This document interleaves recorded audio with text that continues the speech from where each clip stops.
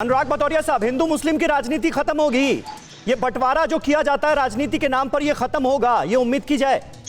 देखिए, हमने तो हमेशा समाजवादियों का मानना रहा है कि विकास की राजनीति देश के अंदर होनी चाहिए। लेकिन भारतीय जनता पार्टी समाज में विकास की बात तो करती नहीं थी, वो जात धर्म की बात करती थी। तो मुझे लगता है कि जब मोहन भागवत जी बोल रहे थे तो उनको साफ संदेश भारतीय जनता पार्टी को बोल देना चाहिए था कि सुन लो भारतीय जनता पार्टी, आप हिंदुस्तान में डिवाइड एंड रूल मत करो, हिंदुस्तान के अंदर जाति धर्म की बात मत करो, हिंदुस्तान को विकास के रास्ते पे ले जाना है। और जब विकास के रास्ते पे कोई भी देश तभी जाएगा जब वहां विकास की राजनीति होगी, जैसे समाजवादी लोग करते हैं। तो अब मुझे पूरा विश्वास है, जिस तरह से आरएसएस के साथी यहाँ बैठे हैं जो सारा दिन यही चिल्लाते रहते थे, आज इनकी भाषा कितनी अच्छी हो गई, बड़ी अच्छी तरह बातें कर रहे हैं, बड़ा हिंदुस्तान की बात करने लगे, यहाँ सद्भावना और एकता की बात करने लगे। ये तो हम लोग शुरू दिन से यही चिल्लाते आ रहे हैं कि हम सब एक हैं, हम सब हिंदुस्तानी हैं, हम सब भाई भाई हैं और हमें सबको मिलकर हिंदुस्तान को आगे ले जाना है। लेकिन सुबह से लेकर शाम तक यही सब जाति धर्म जाति धर्म जाति धर्म की राजनीति टीवी वाले भी चिल्लाते रहते हैं, बीजेपी वाले भी चिल्लाते रहते हैं। आखिर इनकी आत्मा मरती क्यों नहीं है भाई? आप चूंकि मोहन भागवत भदौरिया साहब, कितनी अच्छी अच्छी बातें देखिए हो रही हैं आज कितनी अच्छी अच्छी बातें हो रही है, चाहे बीजेपी हो या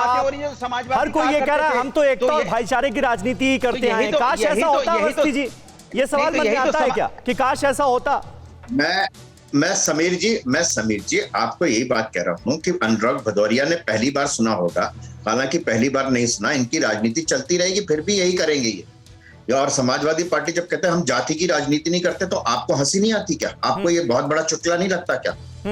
सब जानते हैं जब यहाँ टीवी चैनल पर बैठ करके कोई व्यक्ति इस तरीके से सफेद झूठ बोल सकता है, तो बाकी सारी बातें बीजेपी के लिए भी है, महत्वपूर्ण बात समीर जी बात महत्वपूर्ण ये है कि पहली बार नहीं कहा ये सरसंघ चालक जी ने पहली बार नहीं कहा। आप बंच ऑफ थॉट्स में पढ़ लीजिए, वहां उन्होंने कहा शिवाजी की सेना में मुगल थे, वहां भी कहा हुआ है। लेकिन बात यह है कि जिनको राजनीति जाति वर्ण धर्म संप्रदाय की करनी है, उनको इस बयान में भी कमी नजर आएगी। और पहली बात है, महत्वपूर्ण बात उन्होंने कहा कि हिंदुत्व में लिंचिंग नहीं है। ये पहले भी कह चुके हैं, ये लिंचिंग शब्द हमारा है भी नहीं। तो सब किस तरह से देखेंगे संघ प्रमुख के इस बयान को, किस तरह से देखते हैं? क्या सीधा संदेश ये है? क्योंकि आजकल हम देख रहे हैं ना, पिछले कुछ महीनों में दिनों में आप देखेंगे कि अगर क्राइम होता है तो बाकायदा उसका मजहब बताया जाता है, फिर उस मजहब के लोगों को टारगेट करो। ये जो एक चीज है, जो विचार हैं, उस पर भी ये करारी चोट है, मानेंगे आप? देखिए, सबका डीएनए मोहन भागवत जी कह रहे हैं एक है, बिल्कुल एक है। सैयदना आदम की सारे लोग औलाद हैं और ये मुल्क में सभी का डीएनए के सभी सैयदना आदम की औलाद हैं। मेरा एक कहना है कि मोहन भागवत जी कह रहे हैं लिंचिंग का शब्द, मैं कहता हूं कि 2014 से पहले लिंचिंग कहा था। आज भी राजा सिंह हैदराबाद में आइए बकरीद के मौके पर किस तरह से गाय के नाम पर मुसलमानों की लिंचिंग हो रही है। तो मेरा कहना है कि इससे पहले प्रधानमंत्री भी बोले थे लिंचिंग करने वाले ठीक नहीं है, मगर मोहन भागवत जी की जब पूरे दुनिया में हिंदुत्व की किरकिरी हो रही है, इनके उपद्रव की किरकिरी हो रही, अभी तबलीगी जमात के नाम पर कितना हंगामा इन लोगों ने किया था। तो मैं कहता हूं कि मोहन भागवत ये धार्मिक रंग देना नहीं है। जब आप कहते हैं हिंदुत्व की किरकिरी हो रही है, ये क्राइम की घटनाएं हुई, हिंदुत्व की किरकिरी हो रही है, अगर इसी तरह से कोई इस्लाम या मुसलमानों पर सवाल उठाए तो आप कहेंगे कि देखिए ये सांप्रदायिक राजनीति कर रहा है, कहेंगे कि नहीं कहेंगे? ये बताइए। देखिए, मेरी बात सुनिए, मोहन भागवत की बात को उनकी पार्टी गंभीरता से नहीं लेती है तो देश कहां से लेगा? मोहन भागवत की बात तमाशा के अलावा कुछ भी नहीं है। अगर मोहन भागवत की बात पर अमल है तो बीजेपी से ज्यादा एमपी को निकाल देना चाहिए, मंत्रियों को निकाल देना चाहिए। पहले अनुराग ठाकुर को निकाल दीजिए, देश के गद्दारों को गोली मारो, किसको बोल रहे थे? और जो है अमित शाह कह रहे थे एक करंट लगाओ ताकि शाहीन बाग पहुंच जाए। प्रधानमंत्री मोदी कह रहे थे कि मैं कपड़ा देख करके धर्म पहचानता हूं। तो पहले इनको तो मोहन भागवत की बात पर अमल करना चाहिए। मोहन भागवत की बात को मानता हूं और अंतरराष्ट्रीय दबाव का एक हिस्सा मानता हूं, इसके अलावा कुछ नहीं मानता।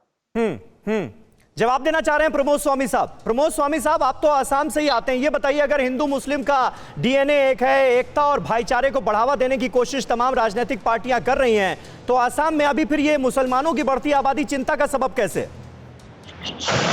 देखिए, आसाम में अभी हाल ही में कल ही माननीय मुख्यमंत्री जी ने यहाँ के करीब 150 इंटेलेक्चुअल मुस्लिम इंटेलेक्चुअल से बात की है और 7-8 कमेटियों का गठन किया है जो उनकी बुनियादी जरूरतों और उनके विकास के लिए जो काम करेंगे। तो हम धरातल पे काम करते हैं, इनकी तरह हम सिर्फ भाषणबाजी नहीं करते। नहीं, आप तो ये भी कहते हैं ना भाई, मुसलमानों की बढ़ती आबादी आसाम में चिंता का सबब है और उसको लेकर बातचीत की जा रही है। तो ये जो बढ़ती आबादी है या जनसंख्या नियंत्रण कानून पर जोर है, ये क्या सिर्फ एक मजहब, एक धर्म के मानने वालों तक सीमित है? आपका ये मानना है या ये पूरे देश की समस्या है, आप ये मानते हैं? मैं ये नहीं कह रहा हूँ, एक धर्म और एक मजहब की बात नहीं कर रहे। इस पे हमने नहीं, मैं आपसे पूछ रहा हूँ से, और आज देखिए बढ़ती जो आबादी है वो देश के विकास के लिए बाधक है। और हम जहां तक हमारी नीति की बात है, हमारी नीति है अंत्योदय की। अंत्योदय का मतलब है कि सत्ता का सुख जो है समाज के अंतिम व्यक्ति तक पहुंचे। और इन्होंने जो बात कही है, अभी एक मित्र कह रहे थे कि अनुराग ठाकुर ने जो बयान दिया, अनुराग ठाकुर ने कहीं ये बयान मुस्लिम विरोधी बयान नहीं दिया है, उन्होंने गद्दारों की बात कही। मैंने तो अनुराग ठाकुर के बयान पर आपसे इसीलिए जवाब नहीं मांगा ना, मैंने जो सवाल पूछा उसका जवाब आपने नहीं दिया। फिर ये हिंदू मुसलमान क्यों हो रहा है जनसंख्या नियंत्रण की जब बात होती है? तो का नाम नहीं लिया अनुराग ठाकुर ने, तो कहीं शोएब जमील साहब, क्या वजह है? नहीं, बहुत चालाकी से आपकी इस बात को गोल कर गए। आपने सही सवाल पूछा कि भाई जब मोहन भागवत जी कह रहे हैं कि डीएनए हमारा सेम है, तो आपको परेशानी क्या है कि मुसलमानों की आबादी बढ़ जाए या घट जाए या कोई मजहब बदल ले या धर्मांतरण कर ले या फिर अरे भाई पूजा पद्धति बदल सकती है, डीएनए तो सेम ही रहेगा ना। तो ये बात उनको समझनी चाहिए कि भाई मोहन भागवत जी की बात मान लीजिए, फिर हो जमील साहब, धर्मांतरण की बात नहीं है ना, जबरन धर्मांतरण के खिलाफ सख्त कानून होना चाहिए और ऐसे लोगों को सख्त सजा मिलनी चाहिए, ये तो मानते हैं आप, या इसमें भी कोई शक और शुबा है?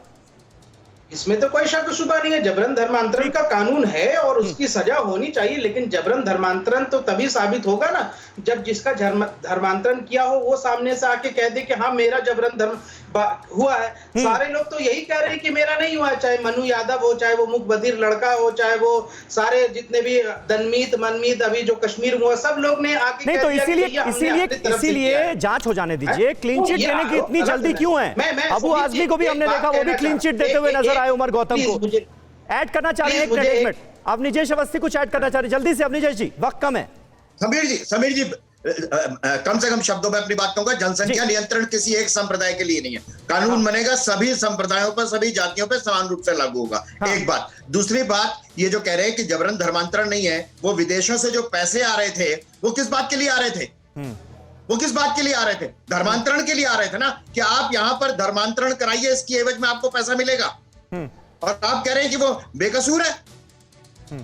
इतिहास साक्षी इस बात का, इतिहास साक्षी है इस बात का। और आज भी अगर यही गलती है, जब हम गलती को गलती नहीं मानते तभी दो समुदायों के बीच में, संप्रदायों के बीच में लड़ाई बनती है।